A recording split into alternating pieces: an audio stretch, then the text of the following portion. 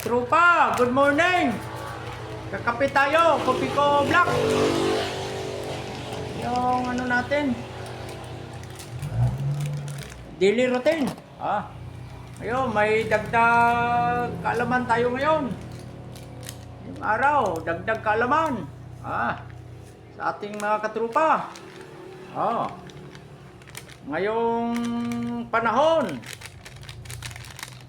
Iba ang panahon ngayon. Mas marami pang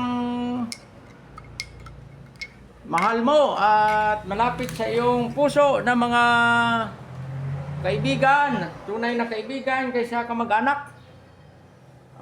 Marami kang kamag-anak, piki. Hindi lahat masama ang kamag-anak, pero sa experience ko, higit kalahati, wala. Sisiraan ka pa. Yan ang nakakalungkot. Hindi magsuporta sa'yo. Sisiraan ka pa. Yan ang real talk. Pangalawang real talk natin ay yung respect. Ang respeto sa kapwa, tao, kamag-anak o hindi. Respect is earned. Hindi mo yan pwede mabili kahit mayaman ka. Kahit sino ka pa, kahit anong status mo sa buhay. You have to earn respect. To be get respect. Pag nagrespeto ka, respetuhin ka. Pag hindi ka nagrespeto sa kapwa mo, don't expect na respetuhin ka rin ng kapwa mo. Ganun. Pag ininsulto mo sila, don't expect na hindi ka insultuhin. Ang pinaka-bottom line dyan na demarcation line, yung nagsasalita ka ng totoo. Yan. Speak up for the truth. Stand for the truth. No matter what. Yan yung ano dyan. Tapos yung justice, ano yan? Fair yan. Tabla-tabla yan.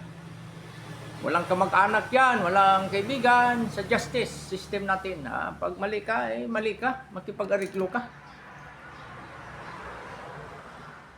Humingi ka ng tawad kung nagkamali ka sa kapwa. Wala namang perpektong tao. Pero kung yung mali mo, ipagmalaki mo pa, ipagyayabang mo pa, daanin mo lang sa pagulat-gulat, o patapang-tapang, mali yan. Lahat tayo nagkakamali. Aminin natin yung mali natin. Magbago tayo. Humingi ng tawad. Makipag-ariglo. At magiging magpakatotoong tao. Yan. Saludo tayo dyan, mga katropa. May munting kalaman naman kayo, sa mga follower ko. Real talk, real life. Another day.